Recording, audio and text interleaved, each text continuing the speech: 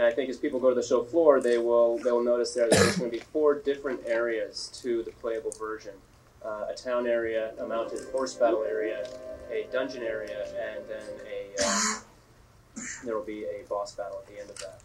So we're starting off here in the town, and それではまず質問したいんですけれども、今回はリンクがカウボーイになっている、カウボーイリンクと青沼さんが呼んでますけれども、なぜ今回はリンクがカウボーイになってますか？So my question is, my question then is, Link starts this game off as a cowboy, and I'm curious, why is it that Link is a cowboy in the game? これから出てきますが、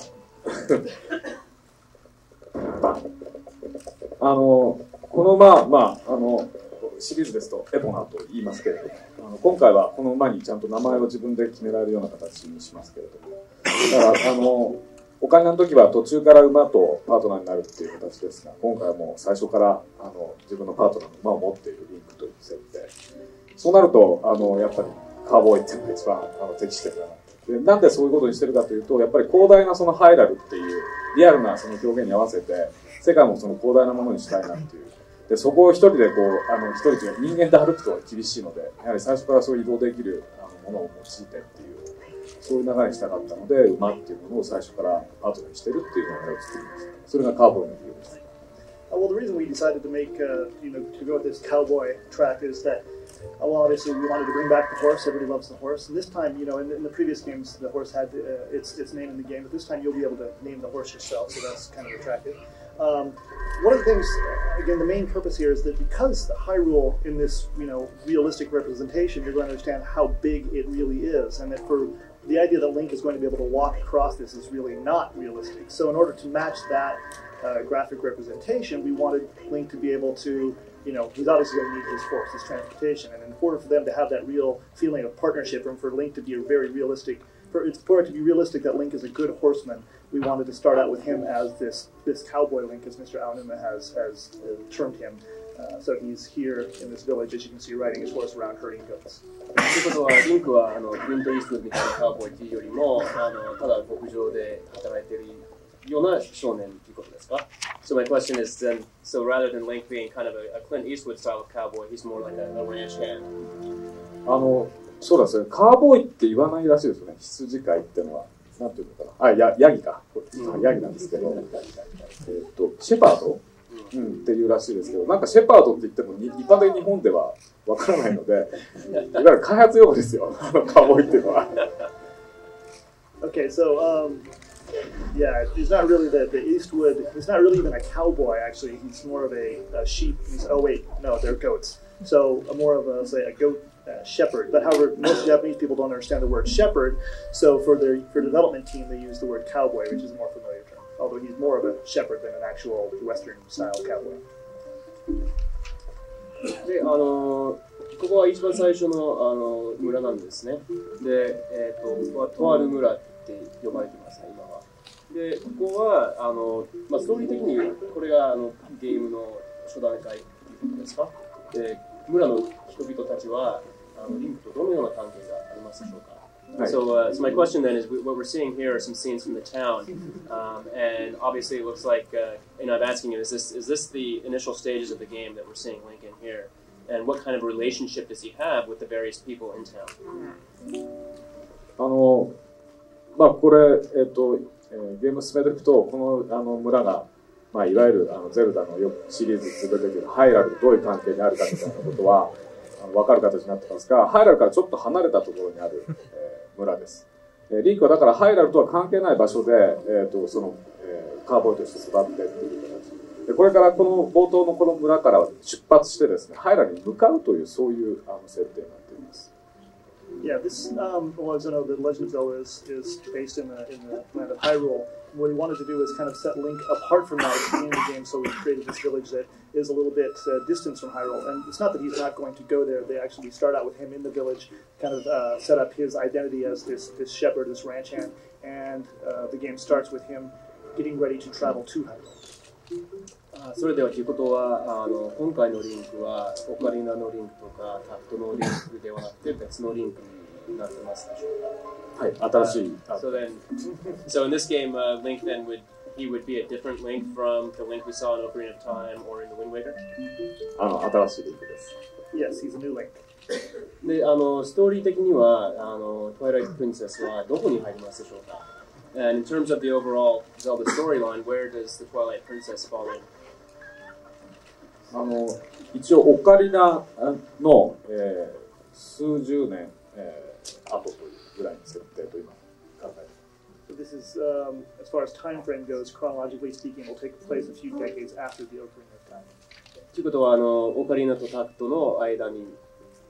入りますか？そうですね、そんなイメージだと。So would that fall between Ocarina and Wind Waker then? Yes.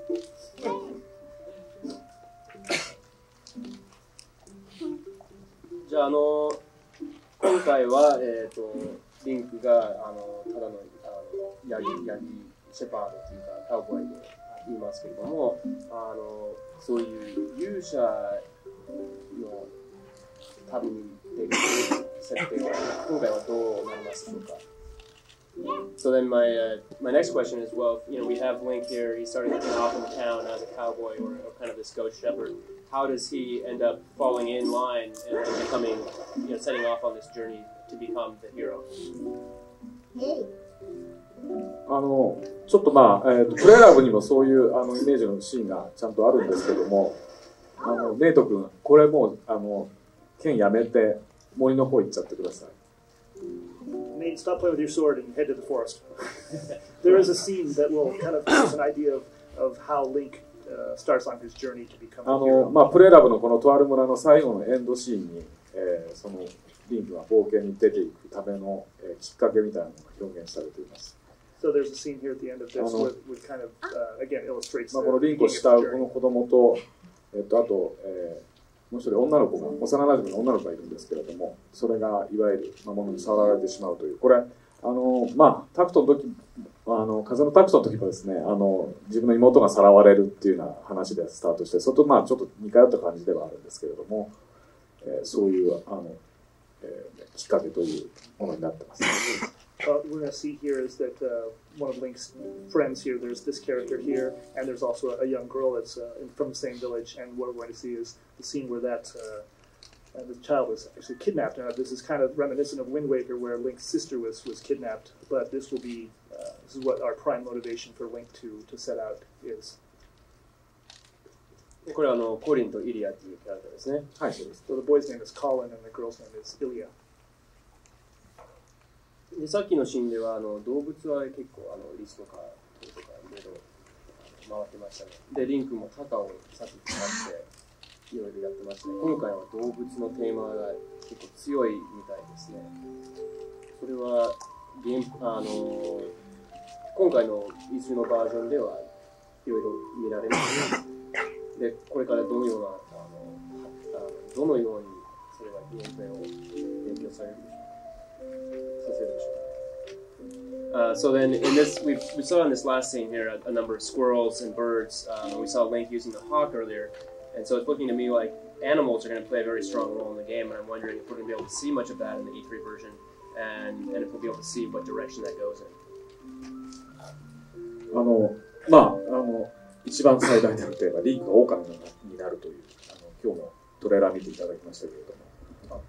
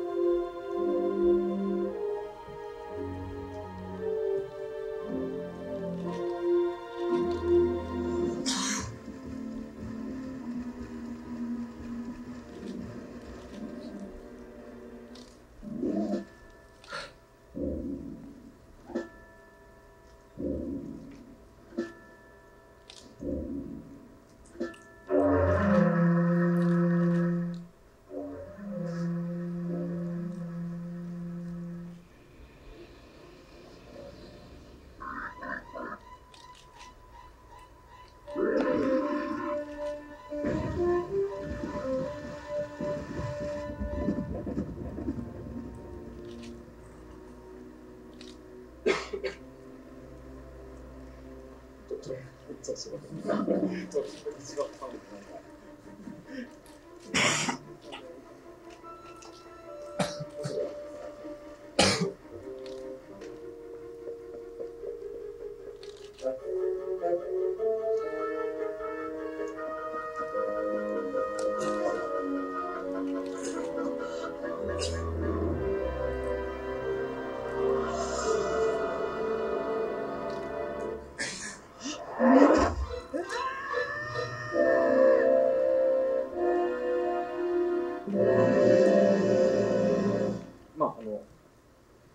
これだけ言ったらなんだかよくわかんないかもしれないですけども、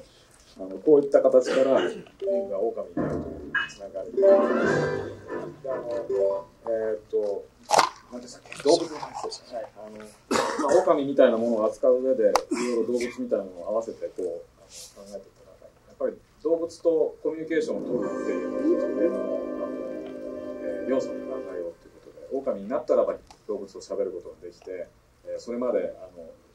分からなかったそういう情報とかが狼になることで分かるようになるみたいな、そういう流れを。So as far as the animal question there, obviously the biggest one is that Link himself transforms into a wolf. And you saw there, Mr. Alma said as he was pulled into the Twilight there, that's the beginning of that whole episode. But as far as generally speaking of animals, the communication aspect is that when Link becomes the wolf, he's able to communicate with other animals, and using the wolf's abilities and the ability to communicate with animals, he's able to then learn things that he can't learn normally as in his human form. So again, using the wolf's abilities to help progress the game was one of the big themes of this project. さっきトレーラーと今のシーンではコリンがボーンにつらされて誘拐されてますけれども、これは結構劇的なシーンで、ゼルダらしいって思いますか？ So my question for him is, we've seen the scene in the trailer and also right here where we see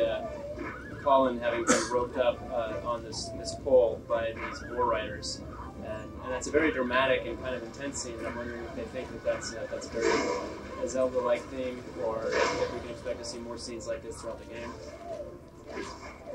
ちょっと今までゼルダでは扱ってこないような少しその残酷なシーンみたいなものもリアルな世界の中にどうしても必要かなっていうところで、この子供を早く助けてやらなきゃいけないっていう気持ちをユーザーに強く与えたいがためにこういう表現使ってますけど、ことさらにそういうことをどんどん入れていかなきゃいけないとも別にあんまり思ってはいないんです。これは流れの中で自然にこういうのになっているっていうことです。Well, sure, what you're seeing here, obviously it's pretty realistic looking. It's kind of a cool looking scene, and for us to create the game we're looking at, sometimes that's necessary. We don't think that we're going to have to do it, all the time, and we're not going to do it simply for the sake of doing it. If the story dictates that something that looks maybe a little crueler, a little harsher than we're used to seeing in the Zelda series, then we'll use it. And basically, what we really want is for the user to get the feeling that, I've got to save this child, I've got to hurry, and to provide them with that impetus and that motivation. This graphic representation, this graphic style is very useful. で今のここのシーンはハイラル平原ですか？でここで特に騎馬戦でどのようなゲームプレイの予想に注目はしてますでしょうか？So my question then is what we're seeing here actually a scene in Hyrule Field? And if that is the case, I'm curious what kind of elements in the horseback riding are they focusing on, and what kind of things can we expect to see in the horseback battles?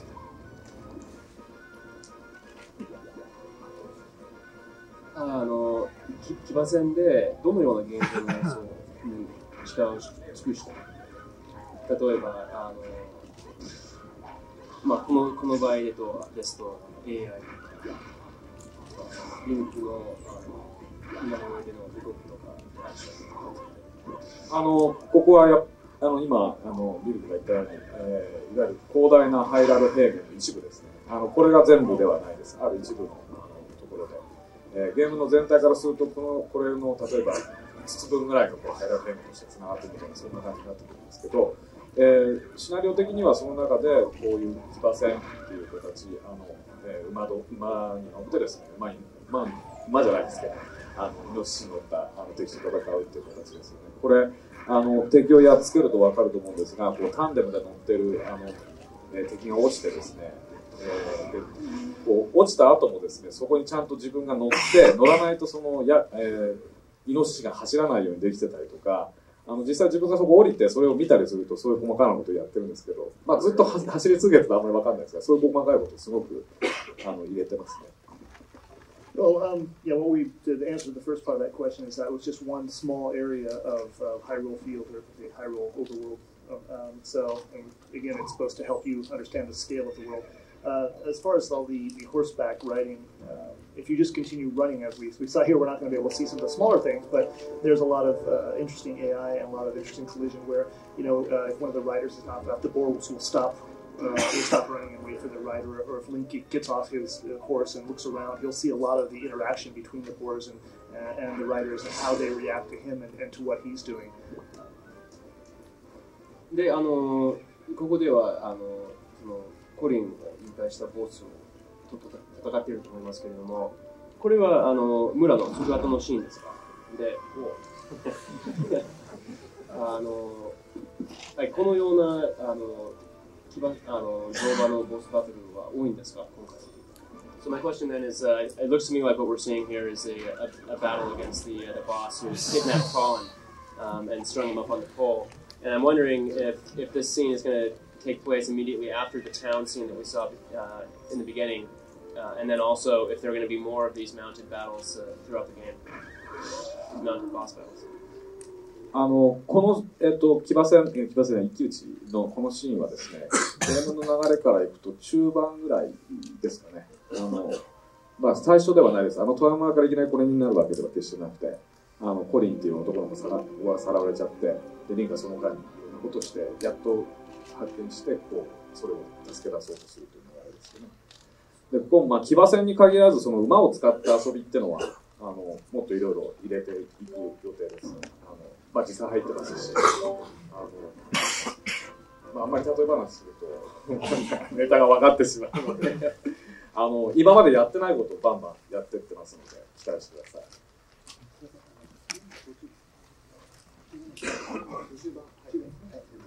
So that scene actually takes place more midway through the game than directly right after that village, after Link has gone through some other adventures and has finally discovered what's going on and ends up confronting that boss. As far as the horseback elements, there are a lot of horseback elements in the game. They're not just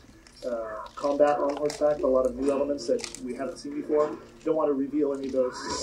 too much of that right now. So just like you look forward to the idea that you're going to be on horseback for a lot of the game, and there are a lot of interesting things to do.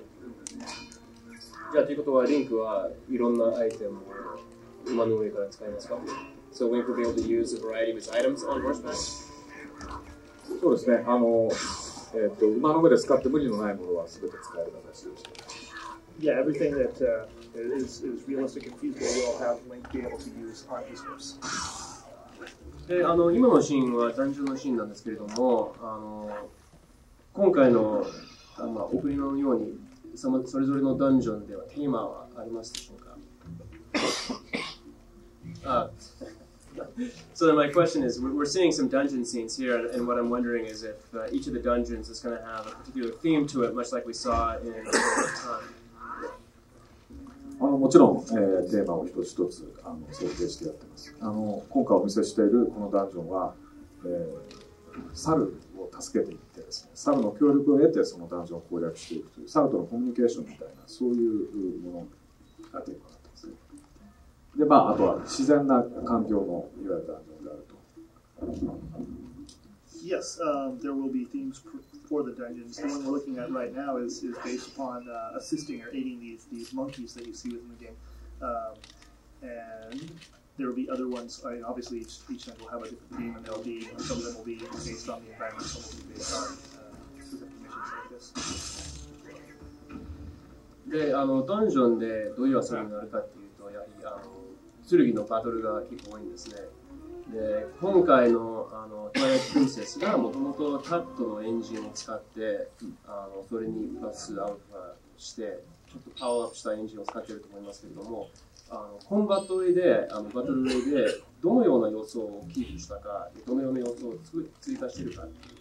そしてリアルの表現でそれがどうやって変わっていくかという So since we're in the dungeon and talking about dungeons, I thought maybe we could talk a little bit about the battle system in the game, particularly the sword combat. The game, as Mr. Aonuma said in the past, does use an enhanced version of the Wind Waker engine. And I'm curious as to what kind of enhancements they've made, what elements from the Wind Waker engine they've decided to keep, and then how they've changed that engine based on the switch to more realistic graphics. ウィンドウェイカーの時に、いわゆるコンボみたいなものが決まると、敵に対して特別な攻撃ができるようになるみたいなものを入れていくんですけれども、もちろん今回もそういったものをもっと強化して、プレイヤーのその、敵に対しての攻撃の仕方によって様々な新しいアクションが繰り出すような、そういうものをやります。ただね、タクトのエンジンをそのまま使ってという話が出てましたけど、もう全く違うエンジンで、きっかけとしてはそういうものを使ってますけれども、もうそれではリアルな表現がもう全然できないということになってるんで、もうそこのところの、なんていうんでしょう、変更みたいなのがものすごい時間かかってしまってますね。はい。Well, as Wind Waker, we have the really the combo system, and what we've done with it for this game is increased it and made it more again. Depending on what combo the player uses when they fight the enemies, you're going to see whole new actions that we haven't seen from Link in the past. And although we've mentioned in the past that this is running on the Wind Waker engine, it's actually we've had to do so many improvements and so many changes to it that really it's actually a brand new engine. It's not even the same engine. Again, to do all of this realistic graphics and for all of the combination of the fighting systems that are required for this realistic graphic representation, the engine was optimized to such a degree that we really can't even call it the same engine. でここで、リンクがブーメランを使っていると思いますけれども、今回のブーメランは何か新しい要素が入っているみたいですね。それについて説明していただけますか。So we see that Link is using the boomerang here. I'm curious. It looks like the boomerang has a new element to it. I was wondering if you could perhaps explain that a little bit. 見ていただくと分かるように、竜巻のようなものが発生しているという、これ日本名で疾風のブーメランと呼んでますけれども、ブーメランというのは過去からずっとリンクのアイテムとしてあってですね、同じブーメランまた持ってもなっていう部分がやっぱりあるわけですよ。今までと違うブーメランにしたいっていうような形で、じゃあどういうことをやってみたら面白いだろうかっていう、ずっとシリーズやっていくとですね、どうしてもまたこういうアイテムが欲しいよねみたいに同じようなアイテムが出てくるんですけど、今回同じような使い方はなるべくせずに違うことをどんどん入れていこうっていうふうにやっぱ思ってますので、そういうアイテムが多数出てくることを期待してください。Well, sure. As you can see, this boomerang, when Link throws it, produces these small whirlwinds, and the name for this that we've given it is the Gale Boomerang. It's an item that Link's always had, and we wanted to use it again because it's familiar, but we also wanted to revise it to allow for new gameplay and a sense of a newness, freshness. And we've done that throughout the game. You're going to see some familiar items, but what we tried to do is give them new usages so that while they are familiar, they feel new, and again they're going to have some different and unique usages this game, and we're going to be putting those and increasing those throughout the game, and we hope you look forward to that. And I don't think you'll be disappointed with those. じゃあということは全く新しいアイテムもありますか？ So are there going to be all new items as well? もちろんです。Yes, of course. 詳しいことは生徒との楽しいと思いますので。Well, you'll just have to wait for the details, but there will be definitely new items. で、そういえばアイテム選択メニューも変わったんじゃないですか。それについてちょっと説明していただけますか。And I've also noticed that you've actually changed the item selection menu in the game from what we've seen in all the past on the game. So I was wondering if maybe we could take a look at that and if you could talk about it a little bit. 別にそんなすごい特殊なことをやってるわけではなくて、こういう、アイテムをですね、円形に並べてそこをこう選べるような形にしてるんですけど、なんでこういう形してるかというと、ゼルダって今までずっとシリーズでこう数が最初から決まってるアイテムのその、格納する場所にですね、こういくつかこうどんどん溜まっていくと、あと2つぐらい残ってて、2つも手に入れたらもう終わりなのかみたいなことになってくるっていうのはどうもやっぱり最初から数を決めてやるの嫌だなっていう形で、円形だったらばどんどん増やすこともできるし、増やすぎて困ったりするようなこともないわけですから、そういうようなことに対応するためにああいうものを使ってますけど、あと簡単にその全てのアイテムにアクセスできる手法としてもこれが一番いいだろうということで、こういうものを採用してます。Sure. Well, as you can see, we haven't done anything exactly spectacular with the menu screen, but what we've done is put it in this circle format. Throughout the Zelda series, we've always had the menu. You could see exactly how many items were going to be. You could see their placement on the menu screen. So as the player was going through the game, they could say, "Oh, I've got 4 items left to find," or "I've got 3 or 2 or whatnot." And we really didn't want to give the player that information. We wanted them to have more of a feeling of,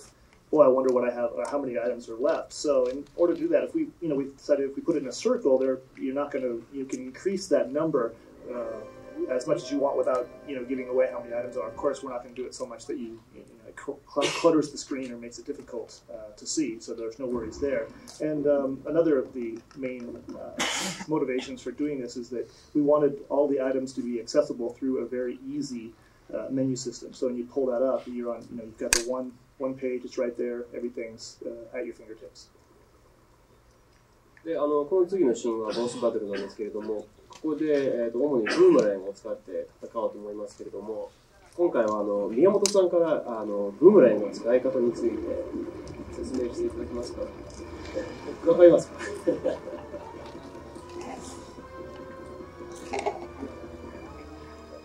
So what we see here is what ends up being the boss battle for this dungeon. And I was wondering if maybe we could have Mr. Miyamoto explain to us how the boomerang is going to function, both in this battle and in the game in general. 第1回目のゼルダからずっと使い続けているんです。ずっとずつ機能が追加されて、で今度はさらにまた機能が追加されて。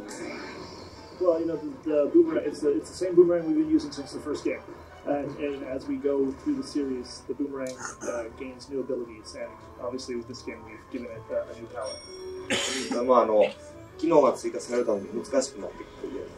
ので、できるだけ難しくない操作を考えながら作ってきて、やっといい感じのものに仕上がってきたと。However, adding a new functionality to the boomerang, we didn't want it to become more difficult to use. That's one thing we really wanted to avoid. And through a pretty rigorous trial and error process, we feel we finally come up with one that feels nice. タクトの時は、5回目の時にちゃんとロックオンを勝手にしてくれるんですね。で、ロックオンを勝手にしてくれると自分でやってる感じが弱い。けど、してくれないと難しいというところで、今度はいろんなアイデアが割と自分で使ってる感じがする仕上がり。in Wind Waker and Ocarina of both, the lock-on with the boomerang kind of maybe took away some of the feeling of control from the player. But at the same time, if you weren't able to lock on, we thought it would be very difficult to use. So we really come up with some interesting ways for the lock-on to work this time that will give the player some feeling of control over the boomerang, even though they are using a lock-on system. これは今手前のブラブラしてるお猿にロックオンして、で次ボスにロックオンして、で真空のブーメランとかいうと爆弾を運んでいく。So in this case, what you see is we've got the monkey that's flying back and forth on that zip line. You first lock on the monkey, and then in the second lock on, you hit the boss. And using the Gale Boomerang, you're able to take the bomb from the monkey and carry it over to the boss. そのように今度湿布を使うことであるものを取ってきてどっかに運んで、それから風を使ってイベントをしたり、いろんなことができる。So in other areas of the game, you'll be using again the boomerang. You should see the boomerang here, the Gale Boomerang. You'll use that twister, that whirlwind, to carry items here and there, and you will also, because it is a wind-related boomerang, you'll be able to use the wind power for other gameplay as well. あとね、好きなところにこうロックオンできるんですよね。何もないところにどんどん。You can lock on, whatever you want. It's not just there aren't areas that are lockable. You can pretty much lock on to anything in the game. それを使って面白いネタが入ってます。And there are some interesting events events or some interesting gameplay elements that take advantage of that. ネイト頑張ってますから黙ってみましょうか。Since Nate is trying so hard to beat this boss, we'll just be quiet for a second and watch it. 最後にまず宮本さんに聞いてみたいんですけれども、ゼルダを作った人間としてはやはりこのアイテムが出ないとゼルダの感じがちょっとなくなるなっていう何かこのアイテムがないと困るなって思うことがありますか？ So my next question for Mr. Miyamoto is if there are particular items from the Zelda series that he kind of personally feels needs to be in every Zelda game in order to kind of retain a consistent Zelda feel. ここはねやっぱりブーメランとで全部のゲームじゃないんですけど、やっぱ馬はやっぱりゼルダの世界観を描くには欠かせないと思います。Well, of course, the boomerang, and although it's not in every game, the horse to get that big Zelda feeling. He feels the horse is a necessary element, necessary item.